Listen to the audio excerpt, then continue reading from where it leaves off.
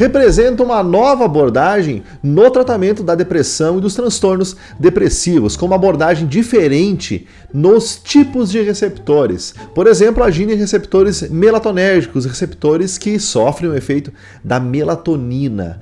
Bom, além disso, é um fármaco que promete diminuir os efeitos adversos sexuais do tratamento da depressão e também o ganho de peso, além de não causar importantes comprometimentos cardíacos, mas claro que causa sim alguns efeitos adversos e é isso que nós vamos discutir. Então, afinal, que fármaco é esse? Agomelatina. Muito bem, a agomelatina, esse princípio ativo presente no referência valdoxan, ele é da classe das melatoninas multimodais, ou seja, novas abordagens para tratamento de doenças do sistema nervoso central que envolvem os receptores de melatonina. O mecanismo de ação da agomelatina é antagonismo dos receptores 5-HT2C, que em alguns locais do cérebro geram aumento de serotonina e da neurotransmissão de noradrenalina, e agonista dos receptores melatonérgicos tipo 1 e tipo 2. A principal indicação da agomelatina, que leva em consideração principalmente os efeitos adversos das outras drogas e os benefícios da própria agomelatina, é o tratamento de depressão e transtornos da ansiedade generalizada. A ação sinérgica nos receptores 5-HT2C e melatonérgicos que a agomelatina faz aumenta a neurotransmissão de noradrenalina e serotonina em diversos locais do nosso cérebro. E isso, principalmente quando acontece no córtex pré-frontal, gera uma tendência na ressincronização dos ritmos circadianos, que normalmente está perturbado no paciente depressivo. Essa é uma grande vantagem desse medicamento. Normalmente, o funcionamento durante o dia, como por exemplo, a diminuição da anedonia e o sono, pode melhorar a partir da primeira semana do tratamento com agomelatina. Porém, o início da ação terapêutica completa na depressão, em geral, demora um tempo de 2 a 4 semanas, como na maioria do uso dos antidepressivos. O que precisa estar atento quando se utiliza agomelatina? O que precisa ser monitorado? Principalmente função hepática. Diversos antidepressivos precisam ter a monitorização das funções cardíacas ou gastrointestinais, além de alguns exames pontuais hematológicos, mas a agomelatina tem como vantagem não apresentar nos estudos clínicos problemas cardíacos, alteração do intervalo QT, arritmias cardíacas, dentre outros problemas, mas ela tem sim uma incidência muito grande de problemas hepáticos. Então é feito um teste na função hepática antes do início do tratamento, depois de 3, 6, 12 e 24 semanas. Quando aumentada a dose, deve ser feito novamente a verificação da função hepática. E deve ser repetido 48 horas depois, se algum desses exames tiver uma transaminase elevada, para monitorar a função hepática frente à exposição à agomelatina. Quais são as reações adversas que a agomelatina pode originar? Bom, normalmente essas reações acontecem nas 2 primeiras semanas de tratamento, antes mesmo do início do efeito terapêutico maior do uso da droga. Por isso que a primeira orientação é esperar para ver se esse efeito adverso não passa e aí sim aconteça de verdade o efeito terapêutico. E esses efeitos são originados do próprio mecanismo de ação do medicamento. Diferente de outras drogas que têm efeitos adversos fruto da ação em receptores diferentes, por uma menor afinidade, mas que acabam tendo efeito quando aumenta a dose ou pelo tempo de exposição estendido, a agomelatina tem efeitos adversos, reações adversas do próprio mecanismo de ação, ou seja, da ação dele sobre receptores melatonérgicos 1 e 2 e sobre o receptor 5-HT2C. Esses efeitos adversos vão desde náusea e vertigem até sonolência, fadiga, insônia, um efeito contrário, cefaleia, ansiedade, diarreia, constipação, dor abdominal superior, vômito e hiperidrose.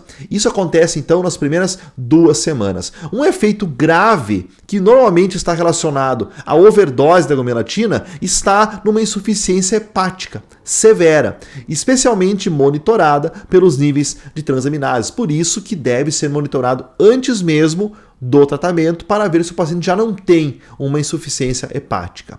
Um risco de utilização de antidepressivo sempre é o surgimento de sintomas de mania e um estado, um comportamento de suicidalidade, ou seja, ideias suicidas. E na agomelatina, nos estudos clínicos feitos com ela, é muito raro esses dois tipos de problemas pelo uso da droga.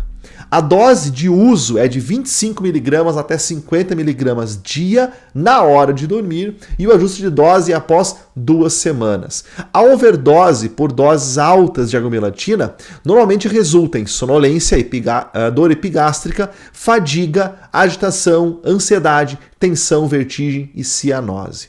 A meia-vida da agomelatina é de 1 a 2 horas e ela é metabolizada pelo complexo microsomal da P450 da subfamília 1A2. Então é preciso ter muito cuidado na utilização da agomelatina junto com potentes inibidores dessa subfamília da P450, como por exemplo ciprofloxacino e fluvoxamina. Se você quer saber mais sobre esse tipo de interação, aqui no nosso perfil nós falamos, aqui no nosso canal, nós falamos de interações e biotransformação nos vídeos anteriores. Então busca lá nas outras playlists que com certeza você vai adorar o conteúdo.